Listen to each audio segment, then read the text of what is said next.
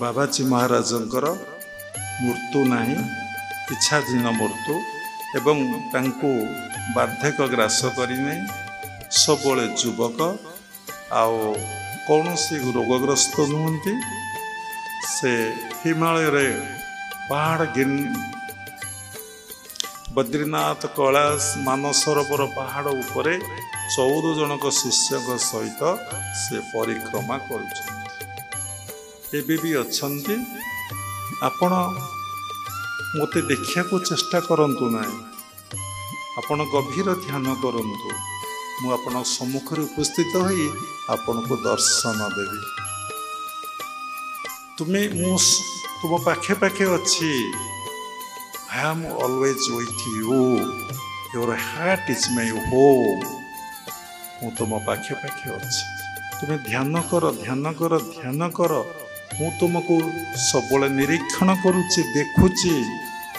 हिमालय परिक्रमा समय आम 9 थर खंड बेसी हम बद्रीनाथ जाइचु अवस्थापन करिछु। मोर घन घन खाली बाबाजी महाराज कथा मन पड़े। मुझे पहाड़ पर चाहिए बसे सतरे दर्शन हो जाता कि जमती जोगानंद को दर्शन देते, जुक्तेश्वरी को दर्शन देते, लाहिड़ी बाबा को दर्शन देते, अनेक साधु सन्थ को से दर्शन देते। तार प्रमाण अच्छी। लाहिड़ी बाबा को से डाकिके दीक्षा देते दुनागिरी रे। लाहिड़ी बाबा पूर्व जन्म शिष्य थे, क्रियायोग अभ्यास करुले एवं चतुर्थ क्रियायोग परंपरा 6टी क्रिया अच्छी। 4th क्रिया पर्यंत लाहिड़ी प्रैक्टिस करी से गुंफा भितर तांकर कमंडल तांकर कमल तांकर बाड़ी सबू थुआला। सेबेठारु से पलि आसछन्ति, मृत्यु होइछे, देह छाड़िछन्ति। तापरे से जन्म होइछन्ति। बाबाजी महाराज तांको संपूर्ण भाव में गाइड करुचन्ति। समय आसीछि से डाकिचन्ति। लाइट बा सेठी पोस्टिंग पाइचन्ति। समाचरण इधर आओ। किए से डाकुछि?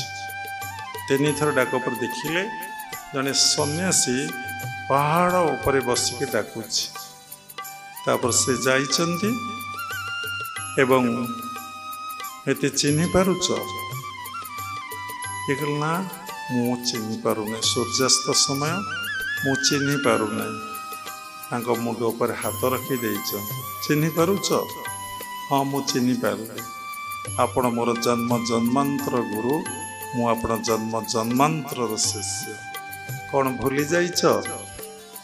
आज्ञा आस काली तुमर दीक्षा हब। कहीं बाबा एक कथा कहते क्रिया जोगटा केमती आसी। चलतु गोटे सुंदर नदी प्रवाहित हो जाइए। भरुणी नदी ताकू कहती। से नदी के आम देखीचु माने झरणाटे।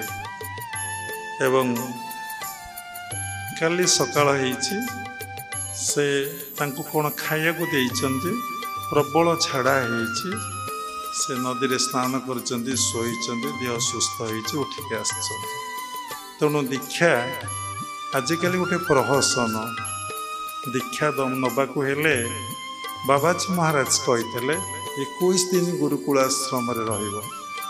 21 डेज कहले समय जीव। गुरु आपण पंचभूत को शुद्धि करती, शक्ति को जागृत कराती एवं जीवात्मा परमात्मा संबंधी ज्ञान दियंती, साधना शिखई दियंती। सेई परिवेश रे रहिले, सेई सराउंडिंग भीतर रहिले गुरुंकर सानिध्य बारंबार लाभ कले आपण आउ गोटे मनीष हो जाता। जेमती संबाळवाटा रूपांतरित हो प्रजापति रे परिणत हुए, से भली गुरुंक पाखे रही साधना कले, गुरुंक प्रसाद पाइले, गुरुंक सानिध्य आसिले, गुरुंकर स्पर्श पाइले, साधक भितर कौन हुए? आत्मज्ञान जागृत हुए।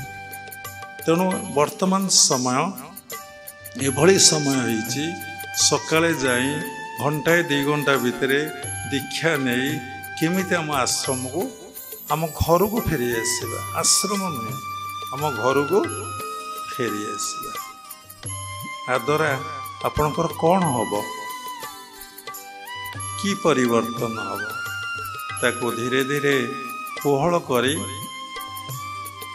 वर्तमान गुरु माने 14 दिन को रखिले 7 दिन काटिदेले देखिले आउ शिष्य माने 14 दिन छाड़ी केबे गुरुकुल आश्रम रही पारिबे नहीं से दुख कष्ट सही पारिबे नहीं ये साधना रे बसी पारिबे नहीं दिन को दिन समस्ते कर्म जंजाल रे छंदी ही जाउछन इत्ते माने समस्ते इत्ते बिजी भितर रहउचंदी समस्त टेंशन गोटे शब्द कौन बाहरी आम तो जानी व्हाट इज टेंशन समस्ते टेंशन रे रहउचन कौन से टेंशन आमको जना ना आज्ञा टेंशन कहीं टेंशन ना पुओ बाहागर हो पारा नहीं कहीं टेंशन ना जोर बाहागर हो पारा नहीं कहीं टेंशन ना बेपार भल चलू ना कहीं टेंशन ना शत्रु बढ़ी कहीं टेंशन ना मकदमा आई कहीं टेंशन ना देह असुस्थ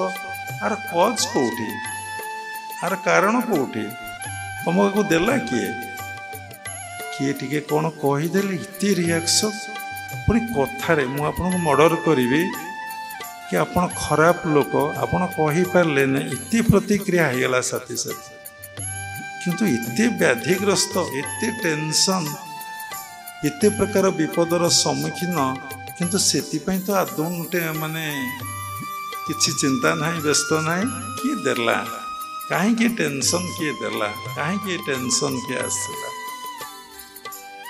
तेणु तार रूट मोर सी एमती बड़ शत्रु तोर से कहीं शत्रु है तुम्हें रास्तार बाँ करे चलुच गोटे गाड़ी आसी तुम कहीं बाड़ेला घरे राति आनंद खटेरे शोच तुमको विषदर सर्प आसी कहीं दंशन कला ये सब जे तुम कर्मर फल या तुम सृष्टि करिच भोग करने ये चेतना तुम भीतर ना तेणु देखु सौटू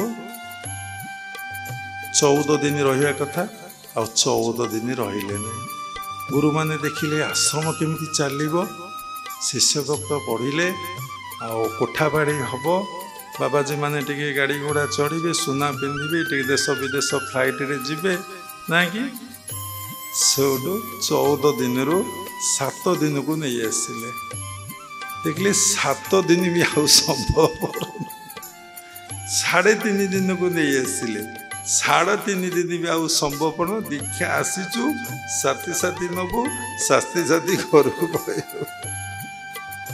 आज से बाबा माँ आसते कहले आम छोट मुंडटी छोट मनटी एतिकी कथा आम धारण करूँ आग पात्र हुआ तापर दीक्षा ग्रहण तो दीक्षा देले शिष्यर प्रायश्चित कर्म करने पड़े शिष्यर शरीर को शोधन करा पड़े शिष्य भितर पंचभूत अच्छा पृथ्वी जल अग्नि वायु आकाश को शोधन करा पड़े एवं शिष्य भितर शक्तिर संचार करा पड़े शिष्य भितर आत्मा अच्छा दर्शन उपलब्धि कर दि जाए किंतु ये कौन घंटाए 2 घंटा 3 घंटा यहाँ इज इट पॉसिबल तेणु वर्तमान आउ कि गुरु कथा मानिबार नहीं जस्ट गोटे प्रहसन चली दीक्षा कार्यक्रम तेणु जार जेमंत भाव देखी नाबमु दिए सड़खी जेमती लोक मैंने होउचंदी गुरु माने से भली सुविधा नहीं से भाया सुजोग नहीं से शिष्य मान को दीक्षा दौरान दीक्षा दि जाऊँचे जे दीक्षा अर्थ नवजन्म दीक्षा अर्थ ज्ञान चक्षुर उन्मूलन दीक्षा अर्थ स्वरूप अवस्थापन व्यक्ति जेपर्यंत स्वरूप अवस्थापन करना तार भ्रांति जीवन तार भ्रांति केतबले जीवन छाड़ू लाइड बांगर दीक्षा है लाइड बांगर पूर्व जन्म थिला गोटे सदिच्छा ଗୋଟେ ବିରାଟ ସୁନାର ରାଜପ୍ରସାଦ ଭିତରେ ତାଙ୍କର ଟିକେ ଦୀକ୍ଷା ହବ। ବାବାଜୀ ମହାରାଜ ତ ଅନ୍ତର୍ଯାମୀ, ଗୁରୁମାନେ ଶିଷ୍ୟମାନଙ୍କର କଥାକୁ ଭଲ ଭାବରେ ଜାଣିପାରୁଥିଲେ। ଏ କେଉଁ ଜନ୍ମର ଶିଷ୍ୟ, ଏ କେବେଠାରୁ ଦୀକ୍ଷା ଗ୍ରହଣ କରିଛି, କେବେ ଦୀକ୍ଷା ନେବ, ଆର କେଉଁ ଅବସ୍ଥା ହେବ, ସେମାନେ ସମସ୍ତେ ତୃତୀୟ ନୟନ ଦ୍ୱାରା ଜାଣିପାରୁଥିଲେ। ଭୂତ ଭବିଷ୍ୟ ବର୍ତ୍ତମାନେ ଯୋଗୀ ଜାଣେ ଯୋଗ ଧ୍ୟାନେ। ତେଣୁ ଯୋଗ ଅଭ୍ୟାସ କଲେ, ଧ୍ୟାନ କଲେ ଆପଣ ଜାଣିପାରିବେ। ତେଣୁ ସମସ୍ତଙ୍କର ଧାରଣା କଳିଯୁଗ, ଅର୍ଣ୍ଣଗତ ପ୍ରାଣ, ଅଳ୍ପ ଆୟୁଷ, ନାନା ବାଧାବିଘ୍ନ ପ୍ରତିବନ୍ଧକ, ରୋଗଗ୍ରସ୍ତ ଶରୀର, ଆମେ କ'ଣ ଯୋଗ ଅଭ୍ୟାସ କରିପାରିବୁ? ଆଉ ଦେଖନ୍ତୁ, ଏଇ କଥାଟାକୁ ମାଇନସ୍ କରିଦେଇ ଚାକିରି କରିପାରିବୁ, ଟଙ୍କା ରୋଜଗାର କରିପାରିବୁ, ବିଦେଶ ଯାଇପାରିବୁ, ଜାଗା କିଣିପାରିବୁ, ବିଲ୍ଡିଂ କରିପାରିବୁ, ବ୍ୟାଙ୍କ ବାଲାନ୍ସ ଆମେ କରିପାରିବୁ, କଳହ କରିପାରିବୁ, ମକଦ୍ଦମା କରିପାରିବୁ, ସବୁ ବାହାଘର ଭୋଜି ଗୁଡ଼େଇ ଆଟେଣ୍ଡ କରି ଚିକେନ ମଟନ ଖାଇପାରିବୁ, ମଦ ପିଇପାରିବୁ। ଏସବୁ କାମ ପାଇଁ କିଛି ଅସୁବିଧା ନାହିଁ। କିନ୍ତୁ ସେ ଯୋଗ କଥାଟା ଯେମିତି କହିଦେଲ, ବାପା ଝାଡ଼ା ପରିସ୍ରା ସାଥେ ସାଥେ ହାର୍ଟ ଆଟାକ୍ ସବୁ ଲୋକ ଆରମ୍ଭ ହେଇଯିବ। ଆରେ ଯୋଗ କରିବାକୁ ପଡ଼ିବ, ଯଦି କିଏ କହିଲା ଯୋଗ ଅଭ୍ୟାସ କରିବାକୁ? ତାପରେ ଲାଇଡିଙ୍କର ଦୀକ୍ଷା ହେଲା ସୁନାର ପ୍ରସାଦରେ, ଦୀକ୍ଷା ସରିଗଲା, ପଞ୍ଚମ କ୍ରିୟା ଷଷ୍ଠ କ୍ରିୟା ଗୁରୁ ପ୍ରଦାନ କଲେ। ସେ ପରମାତ୍ମା ପରମ ବ୍ରହ୍ମଙ୍କ ସହିତ ମିଳନ ହେଇଗଲେ। ଏଇଠି ଗୋଟେ ମନରେ ପ୍ରଶ୍ନ ଉଠେ, ବାବାଙ୍କର ଇତିକୃଷ୍ଣ ବାବାଙ୍କର ପ୍ରଶ୍ନ ଉଠୁଥିବ, ଯିଏ କ'ଣ କ୍ରିୟା ଯୋଗ ଅଭ୍ୟାସ ନ କରିବ, ସେ କ'ଣ ପରମାତ୍ମା ପରମ ବ୍ରହ୍ମଙ୍କ ସହିତ ମିଳନ ହେଇପାରିବ ନାହିଁ? ହଁ, ହେଇପାରିବ। କାହିଁକି ହେଇପାରିବ ନାହିଁ?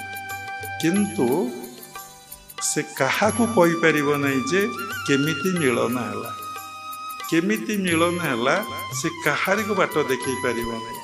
ଭୁବନେଶ୍ୱର ଧ୍ୟାନ କେନ୍ଦ୍ରକୁ ଆପଣ କେଉଁ ପଟେ ଚାଲି ଆସି ପହଞ୍ଚି ଯାଇଛନ୍ତି, କିନ୍ତୁ ଆପଣ କାହାକୁ ବାଟ ପଚାରିଲେ ସେ ଲୋକ କାହାକୁ କହିପାରିବ ନାହିଁ। ଯଦି ସେ ଆସିବ ଏମିତି ସାମନ୍ତରାପୁର ରୋଡ଼, ସ୍ମାର୍ଟ ବଜାର ଅପୋଜିଟ୍ ଗଳି ଏବଂ 4ଟା 5ଟା କ୍ୱାର୍ଟର ପରେ କ୍ରିୟା ଯୋଗ ଧ୍ୟାନ କେନ୍ଦ୍ର ଲେଖା ହେଇଛି, ଦେଖିଥିବ, ପ୍ରତ୍ୟେକ କରିଥିବ, ସେ ଆଉ ଜଣକୁ ସୁନ୍ଦର ଭାବରେ ଡାଇଗ୍ରାମ କରି ଲୋକେସନଟା ଦେଇଦେବ। ବୁଝିପାରିଲେ? କ୍ରିୟା ଯୋଗ ପରମ୍ପରାରେ ଏଭଳି ଟେକ୍ନିକ୍ ସେଇ ବାବାଜୀ ମହାରାଜ ଦେଇଛନ୍ତି, କୌଣସି ଗୁରୁମାନଙ୍କର କିଛି ନାହିଁ। ଲାଇଡିଙ୍କର ନାହିଁ, ଯୁକ୍ତେଶ୍ୱରଙ୍କର ନାହିଁ, ଯୋଗାନନ୍ଦର ନାହିଁ, ହରିହରାନନ୍ଦ ନାହିଁ, କି ଶ୍ରଦ୍ଧାନନ୍ଦଙ୍କର ବି ନାହିଁ। କାର୍ସାଦି ଯାଉ କୁହନ୍ତି, କିଛି ଚମତ୍କାରିତା ନାହିଁ। ଚମତ୍କାରିତା ସବୁ ତାଙ୍କର। ସେ କୌଶଳକୁ ଯିଏ ନିଷ୍ଠାର ସହିତ, ଭାବର ସହିତ, ଭକ୍ତିର ସହିତ, ଶ୍ରଦ୍ଧାର ସହିତ, ପ୍ରାକ୍ଟିସ୍ ୱିଥ୍ ଲଭ୍ ଯେ ଅଭ୍ୟାସ କରିବ, ତା ଦେହ ସୁସ୍ଥ ରହିବ, ମନ ସୁସ୍ଥ ରହିବ, ନିଜ ଶରୀର ଭିତରେ ଆତ୍ମ ଉପଲବ୍ଧି ହେବ।